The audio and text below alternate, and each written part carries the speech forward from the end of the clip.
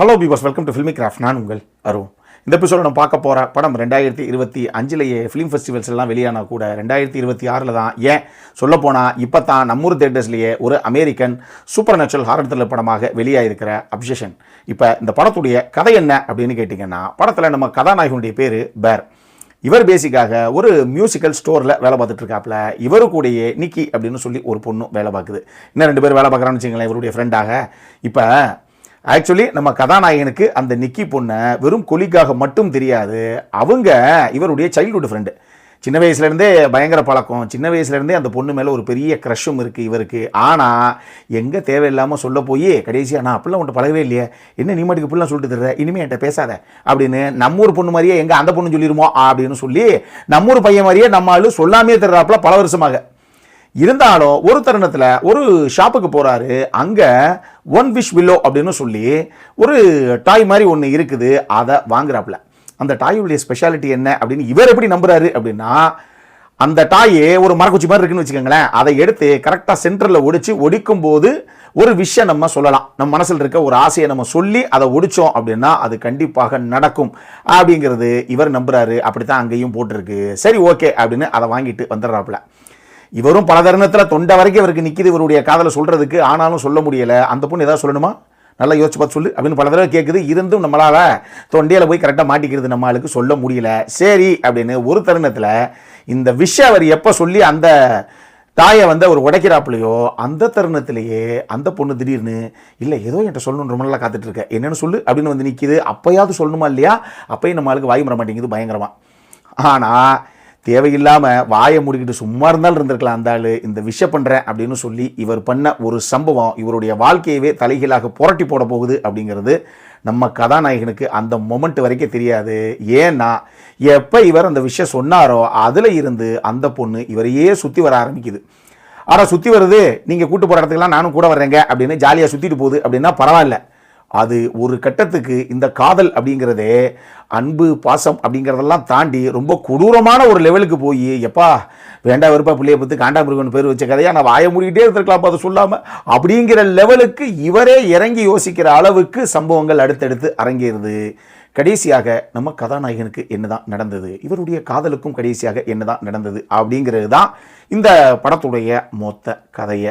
இந்த படத்தை கரி பார்க்கர் அப்படிங்கிற நபர் தான் இயக்கியிருக்காப்புல, அவர் தான் எழுதி இயக்கியிருக்காப்புல. இந்த படத்தை actually super natural horror thriller படம் அப்படின்னு சொல்லி தான் இவங்க ப்ரொமோட் பண்ணியிருக்காங்க. ஆனால் இந்த படத்தை பார்த்தா இது ஒரு சைக்காலஜிக்கல் ஹாரர் படம் தான், அப்படி தான் நம்ம கிளியராக சொல்லணும் அப்படின்னா சொல்லணும். பட் அந்த அட்மாஸ்பியரை இவங்க கிரியேட் பண்ண விதத்தில் தான், அது ஸ்டேஜிங் ஆகட்டும், மேக்கிங் ஆகட்டும், சீன்ஸில் ஒரு சில சீன்ஸில் அது ரைட்டிங் ஆகட்டும்னு சொல்லி இந்த காட்சிகளை ஒரு சாதாரண கதைக்களம் தான் இது. பட் இருந்தாலும் படம் நெடுகளும் ஆடியன்ஸ் சீட்டேஜில் உட்கார வைக்கிற அளவுக்கு இவங்க பண்ண சம்பவமும் இவங்க பில்டப் பண்ண அந்த டென்ஷனும் தான் இந்த படத்துடைய மிகப்பெரிய பலம். இன்னொரு விஷயம், இந்த படத்தில் கதாநாயகியுடைய பெர்ஃபார்மன்ஸு அப்படிங்கிறதெல்லாம் நீங்கள் அவ்வளவு லேஸில் வார்த்தையில் விவரிக்கக்கூடிய விஷயங்கள் கிடையாது. ஏன்னா இண்டி நவரெட் அவங்க தான் கதாநாயகியாக பண்ணியிருக்காங்க. இந்த படத்தில் அவங்களுடைய பெர்ஃபார்மன்ஸை பார்க்கும்போது இதுக்கு முன்னாடி இந்த அளவுக்கு ஒரு ஃபீமேல் லீடுக்கு ஸ்ட்ராங்கான ஒரு கேரக்டரைசேஷன் எழுதப்பட்டு அதை பெர்ஃபார்மன்ஸில் அந்த ஹீரோயின் வேறு லெவலில் வெளுத்து கட்டின படம் எது அப்படின்னா 1990 வெளியான மிசரி படம் தான். ஒருத்தருடைய அபிமானியாக இருக்கும், அதாவது ஒரு ஃபேனாக இருக்கும் அப்படிங்கிறதையும் தாண்டி அவர் மேலே நமக்கு ஒரு காதல் இருக்குது அப்படிங்கிறதையும் தாண்டி கடைசியில் கொலவெறியா மகனை இன்னைக்கு நீ என்ன காதலிச்சே ஆகணும், இல்லாட்டினா உன்னை கொலையே பண்ணிடுவேன் அப்படிங்கிற அளவுக்கு ஒரு கதாபாத்திரத்தை சங்கத் தலைவி நம்ம கேத்தி பேட்ஸுக்கு எழுதி அதை கேத்தி பேட்ஸ் வேற மாதிரி பிரித்து மேய்ஞ்சிருப்பாங்க அந்த படத்தில். எப்பா ஒரு சைக்கோ கிட்ட மாட்டிக்கிட்டோம்ப்பா அப்படிங்கிற அளவுக்கு ஒரு கேரக்டரைசேஷனை அப்படி பிச்சு படம் எடுத்திருப்பாங்க அந்த கேரக்டரைசேஷனை அவங்க. அந்த மாதிரி இந்த படத்துலையும் இண்டி நவரெட்டுடைய கதாபாத்திரம் எழுதப்பட்ட விதமாகட்டும், அவங்க பல இடங்கள்ல ஏதாவது ஒரு விஷயம் அப்படி ரியாக்ட் பண்ணிட்டு இருப்பாங்க. அவங்க என்ன எக்ஸ்பிரஸ் பண்றாங்களோ அந்த எக்ஸ்பிரஷன் அப்படியே நின்றோம், அப்படியே ஃப்ரீஸ் ஃப்ரேம் மாதிரி போட்டு ஒரு 10 செகண்டுக்கு அப்படியே நிற்பாங்க. அவங்க என்ன வேணாலும் யோசிச்சிருக்கலாம், என்ன வேணாலும் சொல்ல வந்திருக்கலாம், என்ன வேணாலும் முகபாவனையாக வெளிப்படுத்த வந்திருக்கலாம். ஆனால் அவங்க என்ன நினைக்கிறாங்களோ அதை அப்படியே டப்புன்னு ஒரு 5 செகண்ட் 10 செகண்டுக்கு ஃப்ரீஸ் ஃப்ரேம் ஆயிரும். அதுக்கடுத்து திருப்பி அந்த இடத்துல இருந்து அந்த ரியாக்ஷனை மாற்றுவாங்க. இதெல்லாம் வேற மாதிரி ஒரு பர்ஃபார்மன்ஸ்ப்பா அப்படிங்கிற மாதிரி அந்த கதாநாயகியை பார்க்கும்போதே டிஃபால்ட்டாக எம்மா டாக்ஸிக் ரிலேஷன்ஷிப் உடைய உச்சம்னா அது இதுதான்ப்பா அப்படிங்கிற லெவலுக்கு அந்த கதாபாத்திரம் எழுதப்பட்டிருக்கு. அந்த அளவுக்கு ஃபினாமினலாக பர்ஃபார்மன்ஸில் புல் ஆஃப் பண்ணியிருக்காங்க இண்டி நவரெட்.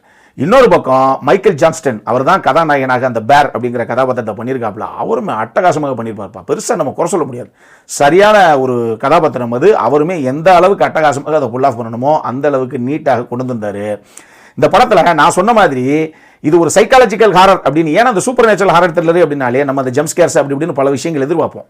அந்த மாதிரி எந்த ஒரு சம்பவமே இந்த படத்தில் கிடையாது. இதை ஞாபகத்தில் வச்சுக்கோங்க. ஹாரர்னு நாங்கள் அப்படி நினச்சிட்டு போயிட்டோம். இது ஸ்பூக்கி ஹாரரும் கிடையாது, ஸ்லாஷர் ஹாரரும் கிடையாது. நல்லா ஞாபகத்தில் வச்சுக்கோங்க. ஹாரர்னு உடனே நாங்கள் அந்த மாதிரி எதிர்பார்த்து போயிட்டோம் அப்படின்னு போகாதீங்க.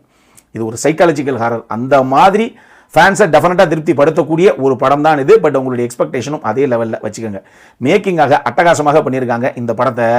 அது சினிமோட்டோகிராஃபி ஆகட்டும், படத்துடைய எடிட்டருடைய ஒர்க் ஆகட்டும், எழுதினவர் இயக்குனவர் அவரே தான் எடிட்டிங்கும் பண்ணியிருக்காப்புல. யார் நம்ம கரி பார்க்கர், அவர் தான் எடிட்டரும் இந்த படத்துக்கு. அது மிகப்பெரிய அளவில் இந்த படத்துக்கு அவர் மிகப்பெரிய அளவில் பல காட்சிகளை அவர் கொண்டு வரதுக்கு சப்போர்ட்டிங் ஃபேக்டராக இருந்திருக்கு அப்படின்னு தான் நான் சொல்லுவேன். இந்த படத்தில் பிரச்சனை அப்படின்னு சொல்கிற இருந்தது அப்படின்னா 1.25 மணி நேரம் தான் இந்த படம் ஓடுது. ஆனால் இதில் முதல் ஒரு 3/4 மணி நேரம் 50 நிமிஷம் இவங்க என்னதான் கதைக்களத்தையும் கதாபாத்திரத்தையும் எஸ்டாப்ளிஷ் பண்ணிட்டு ஒரு சில இடங்கள்ல அடுத்த அந்த செகண்ட் ஆக்டுக்குள்ளே போயிட்டா கூடவே இந்த கடைசி 1 மணி நேரம் தான் ஆடியன்ஸ் இப்போ என்ன நடக்க போதோ போச்சு, நீ சோழி முடிய போகுது அப்படிங்கிற அளவுக்கு ஒரு ஃபீலை கொண்டு வந்து இந்த கடைசி 1 மணி நேரம் தான். ஸோ முதல்ல ஒரு 3/4 மணி நேரம் டெஃபினட்டாக டைம் எடுத்துகிட்டு தான் இவங்க போயிருக்காங்க. இன்னொரு விஷயம், இந்த சைக்காலஜிக்கலுங்கிற ஒரு அப்படி ஒரு ஜானரை நீங்கள் டேக் பண்ணிட்டீங்க அப்படின்னாலே அந்த படம் டெட் ஸ்லோவாக தான் இருக்கும். இதை ஞாபகத்தில் வச்சுக்கோங்க. ஏன்னா அந்த படம் தியேட்டர்ஸில் வெளியாகிருக்கு. அதனால் தியேட்டர்ஸுக்கு நம்ம இவ்வளோ செலவழிச்சு போகிறோம். என்னங்க ஒரு ஹாரர் த்ரில்லர்னா என்ன எதிர்பார்த்து போகிறோம்? சைக்காலஜிக்கல் ஹாரர் எப்பவுமே உருண்டு தான் போகும். இதை மைண்டில் வச்சுக்கோங்க. அந்த ஒரு விஷயத்தையும் மைண்டில் வச்சுக்கிட்டு அதுக்கப்புறம் என்ன காலம் வேணாலும் நீங்கள் எடுங்க. அருள்காரண்டை பொறுத்தளவுக்கு இந்த படத்தில் டெஃபினட்டாக ஹெவியான செக்ஷுவலான காட்சி அமைப்புகள் உள்ளே இருக்குது. வாய்ப்பே கிடையாது ஃபேமிலியோட பார்க்குறதுக்கு. தெளிவாக சொல்லிட்டேன். இதெல்லாம் ஒரு ஏ-சர்டிஃபைடு படம் தான். பார்க்கலாமா வேணாமா அப்படின்னு கேட்டிங்கன்னா எனக்கு இந்த படம் ரொம்ப ரொம்ப பிடிச்சிருந்தது. டெஃபினட்டாக one of the best films of 2026 அப்படின்னு நான் சொல்லுவேன். சைக்காலஜிக்கல் ஹாரர் படங்கள் உங்களுக்கு பிடிக்கும் அப்படின்னா இந்த படம் தாராளமாக நீங்கள் அட்டம் பண்ணலாம். உங்களை நிச்சயமாக சாட்டிஸ்ஃபை பண்ணக்கூடிய ஒரு படம் தான் இது.